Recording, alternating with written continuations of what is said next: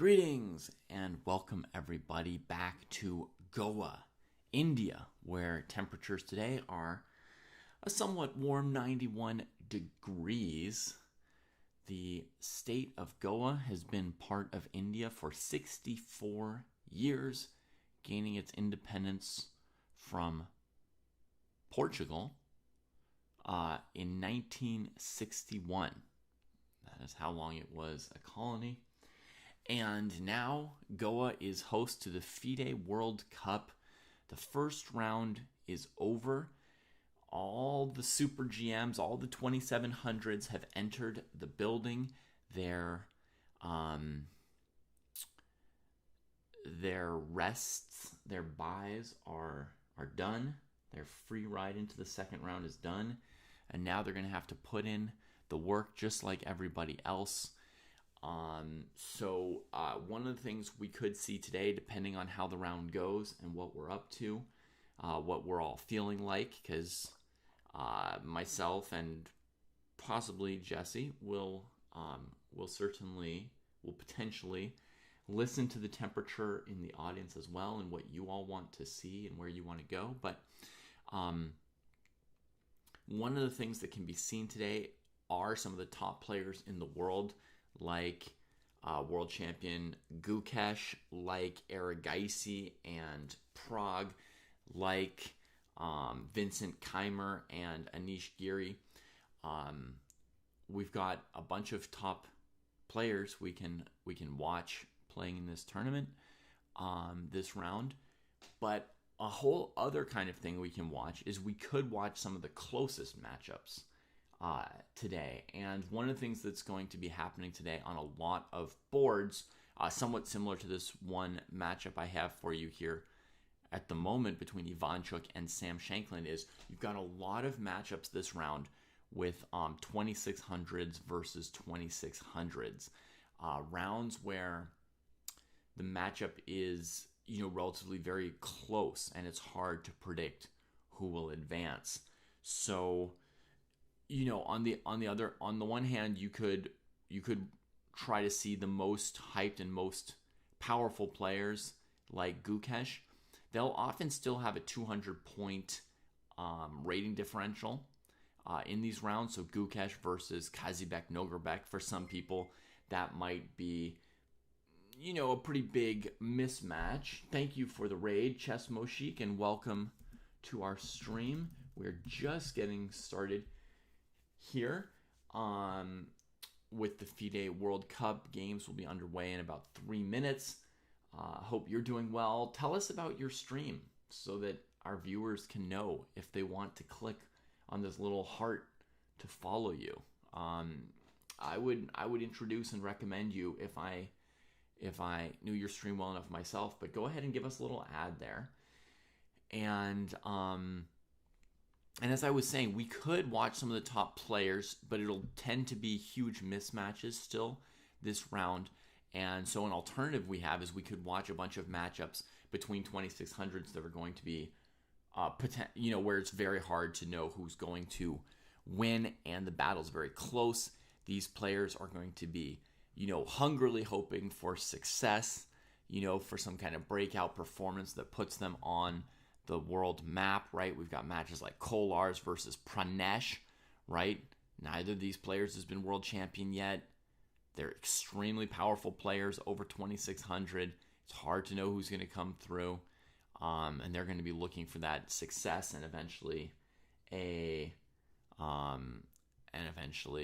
some upsets once they get into a matchup with a top player. Okay, you've been playing Bullet today. You're a Russian who lives in NZ, which is perhaps New Zealand. Quite a distant outpost of human civilization, New Zealand. And you're trying to improve your speed chess. I just spent about 2 months trying to improve my speed chess as well. Now I've kind of put that to rest. I achieved my goal, and I am trying to enjoy the World Cup just as an exciting event with a lot of great players and some spots in the World Championship candidates tournament on the line. 3 spots. I was thinking about how fate is a little tough just now. Noticing that, for example, Abdusattorov, this is his final chance for a spot in the candidates, but because he's seeded number 9, he faces Gukesh, the world champion, even a couple rounds before a candidate spot would even be on the line. So you wanted to get as far as possible from home. Interesting. Yeah. What a cool story that must be. I'd love to make it to New Zealand someday. Maybe we could play speed chess there in a pasture with sheep. I've heard they've got a lot of sheep there. Okay, so Luke is here. Economy test you're studying for. Taking a little break for the stream. Thank you. We'll try to do as well as we can with the coverage here. Good morning, Karma Portrait. Hi, Tech Masher. Mr. Gambit. Woo, welcome.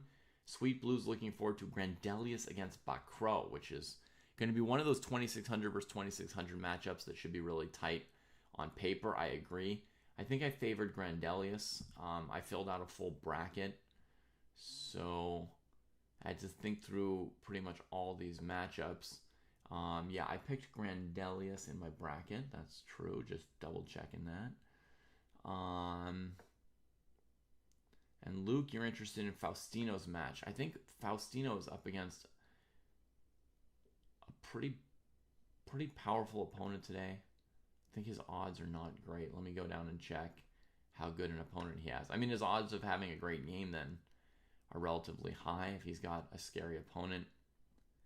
The biggest upset I've predicted for this round is not a very big upset. It's Ivan Saric in my bracket. But there won't, I don't think there'll be tons of upsets in this round, given that I don't count a 2600 being a 2600 as an upset. Yeah, Oro's got Vidit today. Whew. Yeah. An interesting prediction is how long until Faustino becomes world champ, for sure. Oh, look at this. Dmitry Kolars and M. Pranesh going into this very, very famous old 4 Knights Scotch variation. Usually the move here is D5 from black. White gives up the center. Black gets slightly split pawns, but position in the center. People have thought this position was equal for like 100+ years, to the point where a lot of players thought, what's the point of still playing this position? We know it's equal. We know the plans for white and black.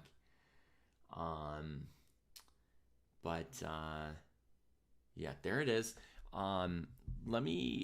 As some of these openings get played out, let me show you some of the boards that I have in mind, and I hear what you are into. If Vidit loses, I think we'll never hear the end of it on Gary's stream. Yes, that's a fair estimation, Mr. Gambit. Yeah. Okay, so I've got Ivanchuk versus Shankland, symmetrical English. For one move here, Sam was hoping for a King's Indian. He invited, D4, E4, etc. But after knight C3, he found that the safest move order is C5, which I agree with Shanklin on. Anyway, here's a matchup with the famous old former world number 2 or 3, Vasily Ivanchuk.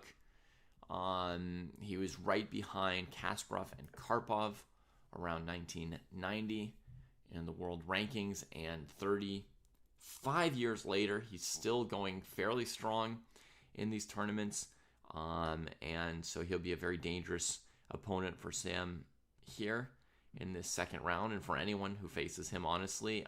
If you've been world number 3 at some point, or possibly even number 2, I don't know for sure, then you've got an eternal level of chess class, positional knowledge, instinct. Like, nobody's ever safe from you, basically, right? Like, doesn't matter what the ratings are to some extent. If Ivanchuk goes up against, let's see who's in his bracket.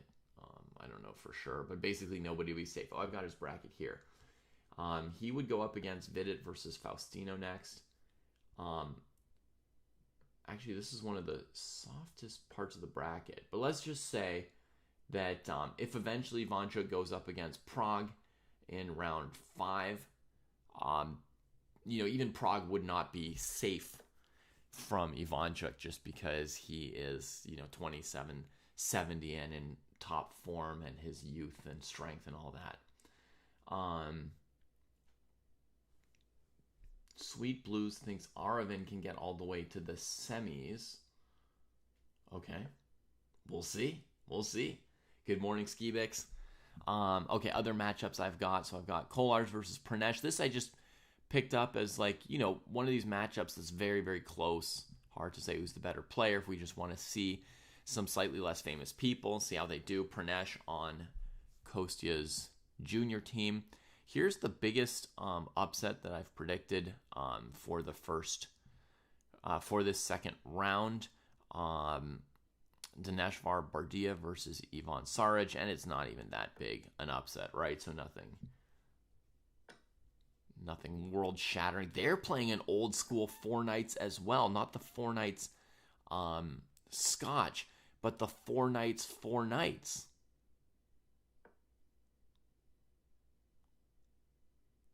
God, this might be the first opening, the sort of symmetrical Four Knights. This might be the first opening that my chess teacher, Robert Haynes, ever showed me / explained to me. Wow.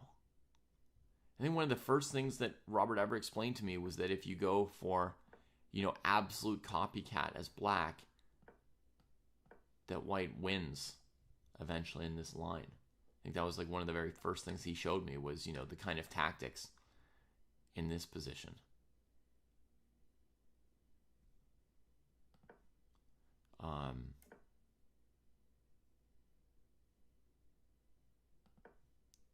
Okay, so black has to trade on c3 at some point before they get into bishop g5, knight d5.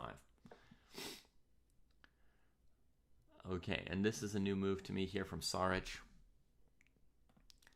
Knight d2 in this position. Presumably clearing the way for f4 at some point here.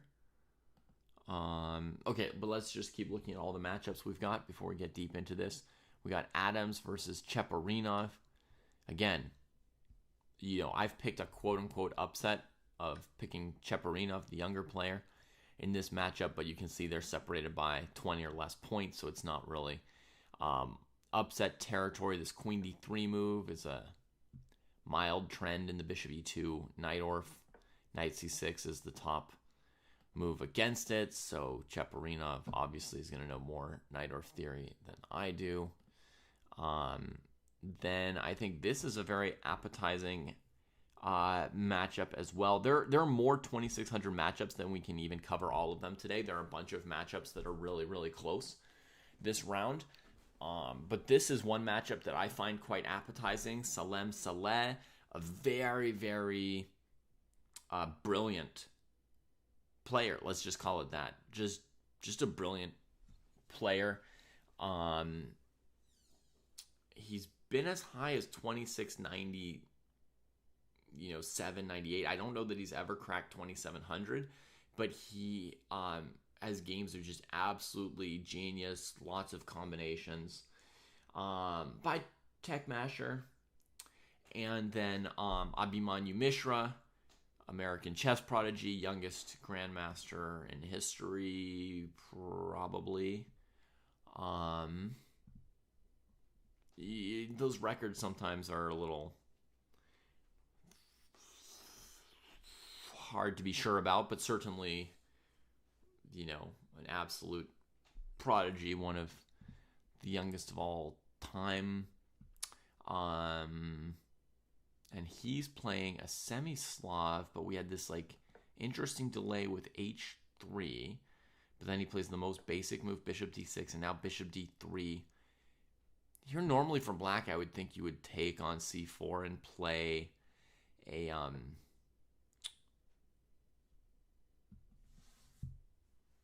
sorry, what's the name of this variation? It doesn't even matter what the name is, but this line from Rubinstein, Moran, Where's my other window? Wait, I lost my YouTube window for a second. Just a moment. Let's find it. There it is, YouTube. Howdy Hayden, howdy Perk Reads. Greetings to everybody over on YouTube. So I would think that here the move h3, not a problem for black. They could play a standard Moran type line like this, I would think, and maybe even e5 immediately, or if not e5 immediately, bishop b7, e4, e5. Something like this looks like a very fine standard reaction. Anyway, again, we're still not trying to get too deep into any one game, just showing you some of the matchups I've got in mind here.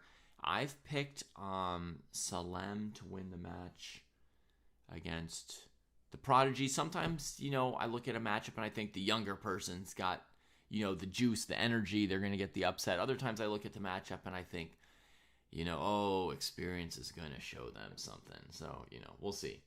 Gurgly Cantor, Leko Report, and the Hungarians, the Magyars.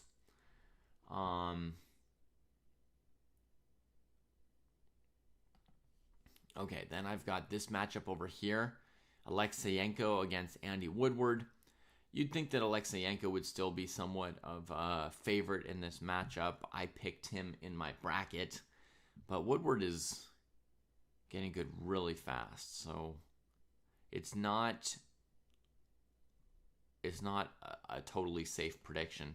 But here we've got an A4 Italian game. Okay, is what it is, I guess. Pawn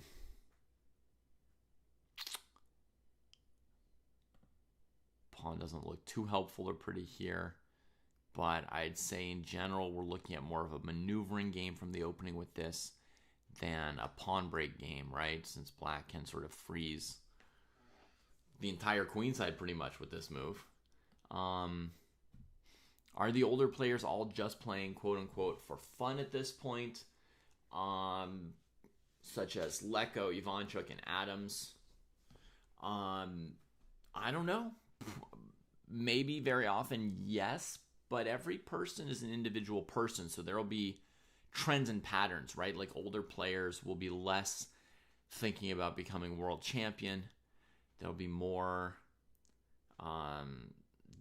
likely to have matured and accepted that the opponents can win sometimes and that they're not the only person who matters, and so they'll be more likely to be playing for, fun and love of the game. But there can be exceptions, for example, Victor Korchnoi is no longer with us, Skibix, but I think, to his dying day, Victor Korchnoi was never just playing for fun. And even though he played like more than anybody else into his old age, pretty much, I think Korchnoi was always still trying to kill his opponents, just seething with hatred for them, and expecting himself to win every single game he ever played or touched. I think that stayed with him all the way. I haven't seen any King's Gambits yet. No, sorry, Yellow. And then I've got this matchup here where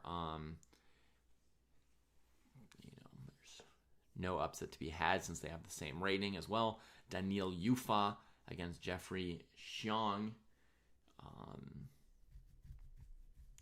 Looked like Xiong was the higher seed in the bracket for some reason.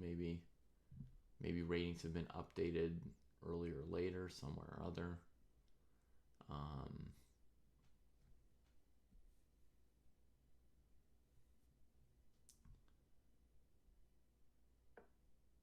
Anyway, that's another very close matchup. Several people are asking for Faustino Oro's game, so we're gonna maybe add that to the view at the moment.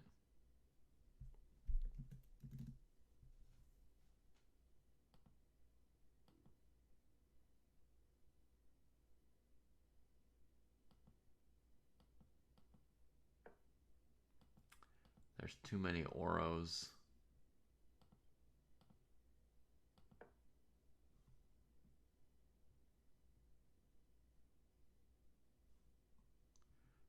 So we'll have to look up his opponent.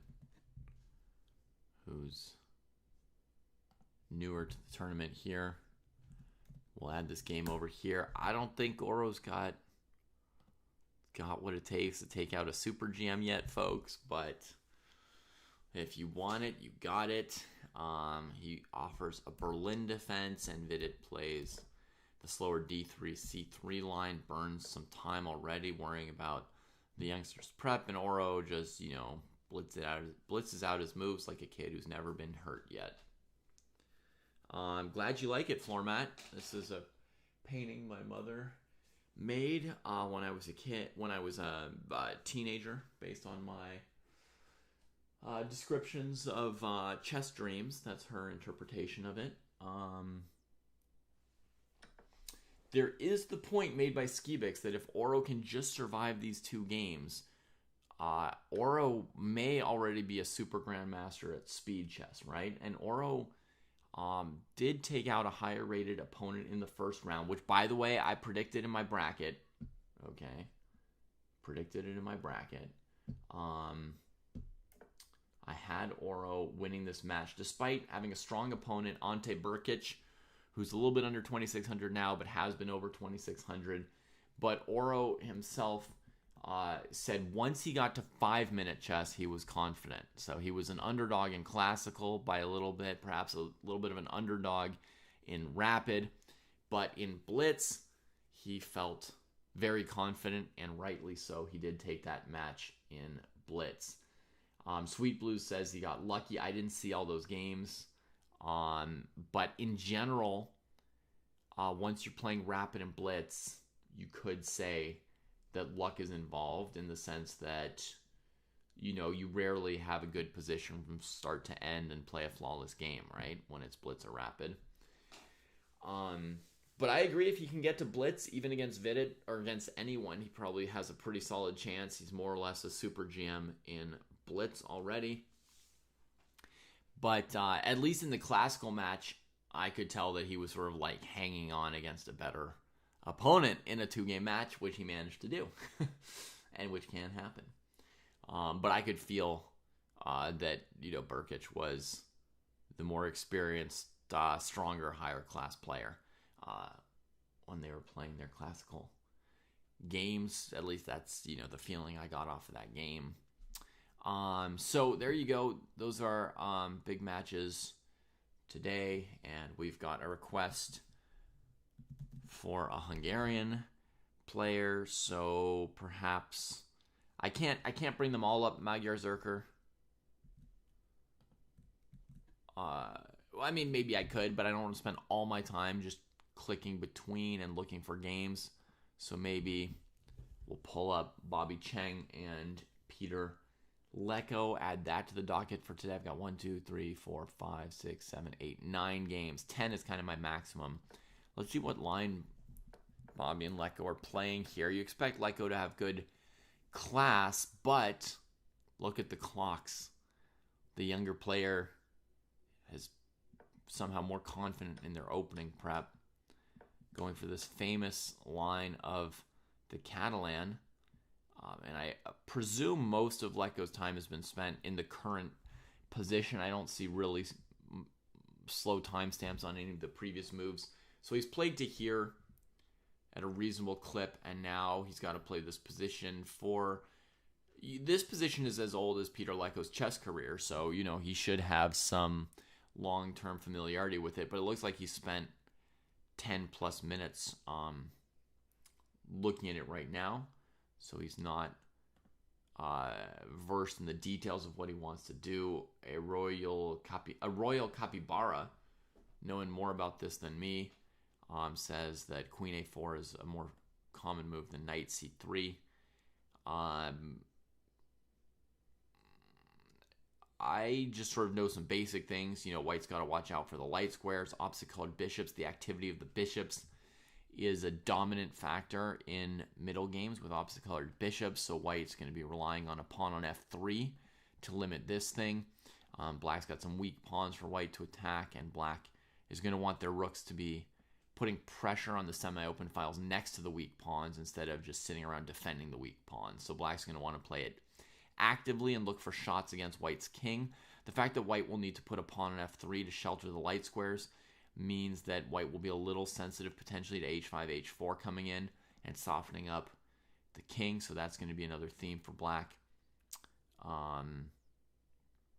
As well as the idea of attacking the d pawn, right? If we attack the d pawn and white needs to play f3, then the d pawn is hard for white to protect, right? Normally, structurally, you'd play like e3 in this kind of position to block rooks off, but e3 bishop b7 is not the look white's going for in terms of color complexes. So it's actually a very tricky position. It's, famous as, to some extent, people figured out it was equal long ago, but like these four knights games, it actually has, tons of life to the position. All right, cheers, Luke. Good luck with your studying and your test. Ultimately, is knight c6 a move as well as bishop c6 here? I mean, you're likely to know as well as I do. Yellow, I'm not much of a theory buff. I suppose that if white plays this, black plays rook b8 and then bishop b7, trading the light squared bishop with a playable game. White should try and win the pawn before black's done with whatever they're doing. Let's see, I just won a pawn for white. That's not a good sign for black. But I kind of cheated to do it because I hung this pawn. So,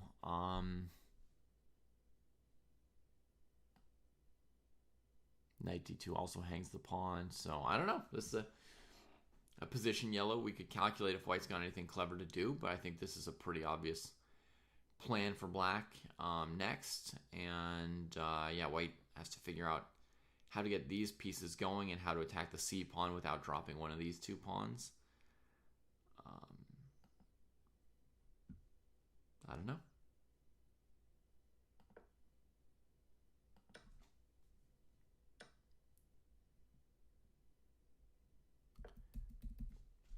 All right, so let me just click through these positions for a moment and see if there's a particular opening that looks most exciting to me. I think what Shanklin's done here is solid and very acceptable here against Ivanchuk. I'm somewhat interested in this old school opening over here.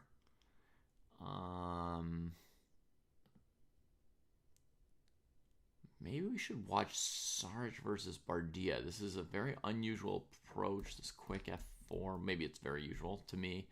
It's a little bit of a new wrinkle, and this is the biggest upset I've predicted this round. This opening here, I would have the most to learn about, but I can do that on my own time.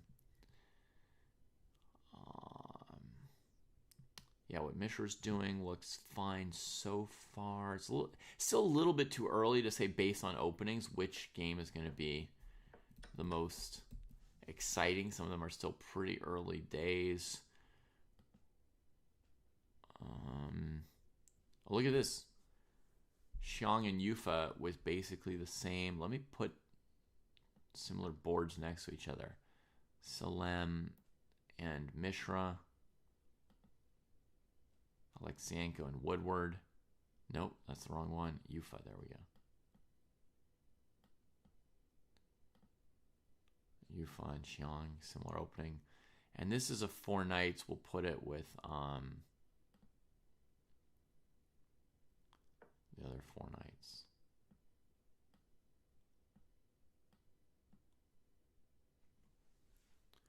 And Vidit and Oro. Basically now also playing like a four knight. It's almost, there's no knight here, huh? I'm going to organize my games by rating here, by opening here. Okay.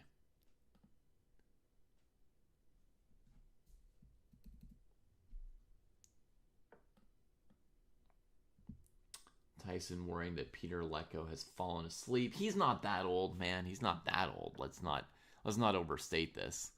You know, we've got some veterans in the building, but none of them are falling asleep.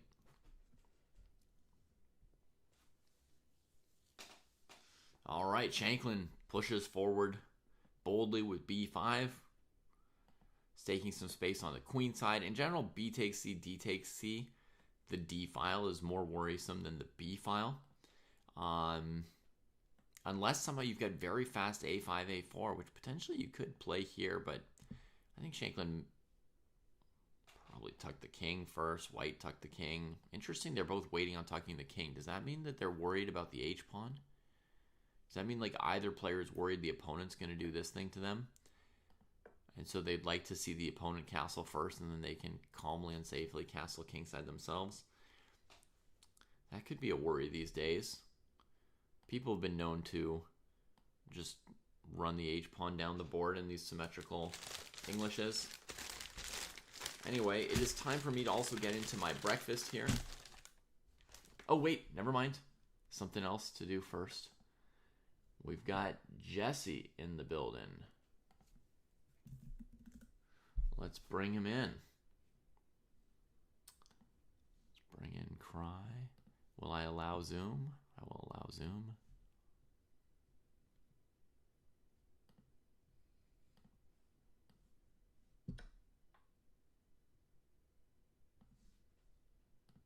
All right, folks, let me try something for a second.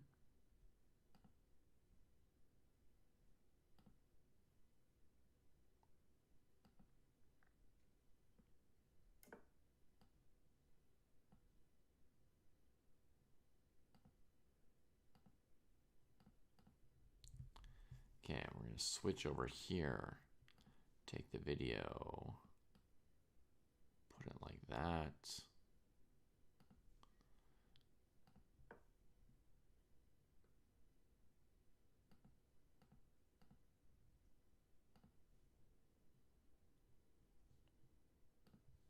Try and fix this for a moment.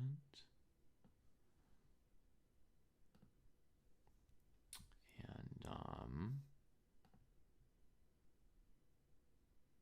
add another thing. Sorry, it was either watching me eat breakfast or watching me fiddle with OBS. So we're gonna do OBS first, and then you'll still get to see breakfast afterwards.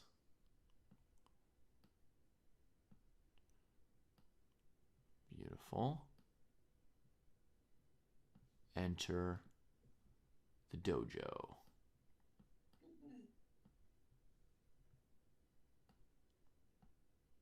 Oh, how you doing, buddy? Yo. Doing good. Doing good.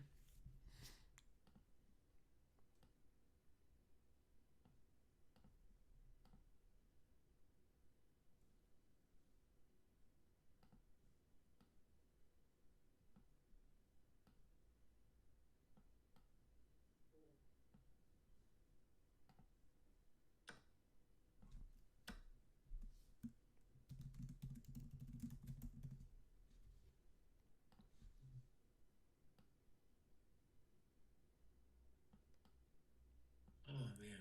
It's early, buddy. Oh yeah, it's early indeed. So did you sleep some? Yeah, of course.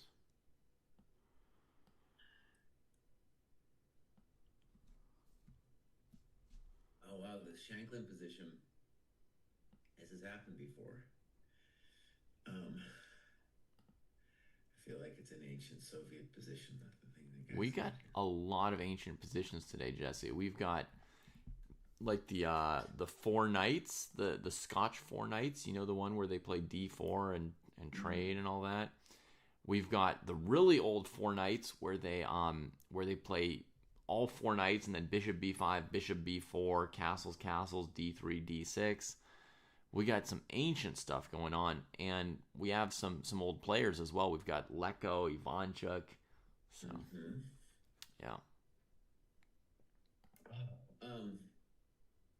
One thing, you might have to end up wearing headphones with the whole echo thing. Oh right, let me ask how the sound is now that we've got Jesse adding. I do have headphones ready. So folks, when Jesse's talking, let me know if there's any echo, even the faintest of echoes. We're gonna switch to these headphones. No echo yet, but Jesse is not loud. All right, maybe if we turn him up, there will be an echo. So let's see what we get. Um,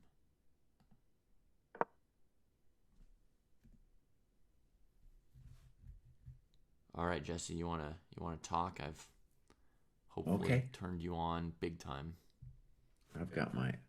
I look pretty weird, man. Here, I'm gonna put on this hat. with the hoodie. I don't. I couldn't find my chess dojo hat this morning. It's Mm, too early for me. My chess dojo hat. yeah, So, boss, maybe you haven't figured it out yet yourself. There's so many games, so many things to watch. yeah, I have a feeling like it's going to be hard to just focus on one game. yeah. I don't know if you got thoughts there. Let me see. Where do we Philosophies. go? Speaker like this. Okay. Small echo, but it is not bad, they say. Oh, no, no, no. Any echo is no bueno for these guys here. Yeah, Coastal will rip us, dude. Yeah. We don't want to go back to that.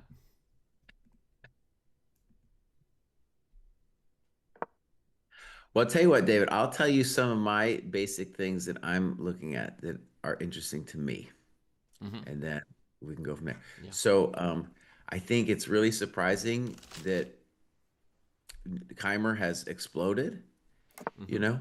So I think watching like now I want Keimer to qualify because I think if you're number four in the world, you gotta be in there. Hmm.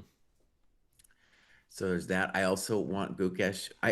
We have a bracket, Yep. and I picked Gukesh to win because I like Gukesh is gonna come back. He's gonna make a Oh yeah, comeback from he's your pick for the whole thing. yeah. Mine too. Mine too. Oh, okay, good, Yeah. good. So we're Gukesh fans essentially here. Yeah, I mean, I really think, I mean, by the end, it's kind of like there's some toss up matchups, right? I wasn't confident. But Right. yeah. And then Arjun still needs to qualify, right? Oh, yeah. So I think A lot of these people still need to qualify.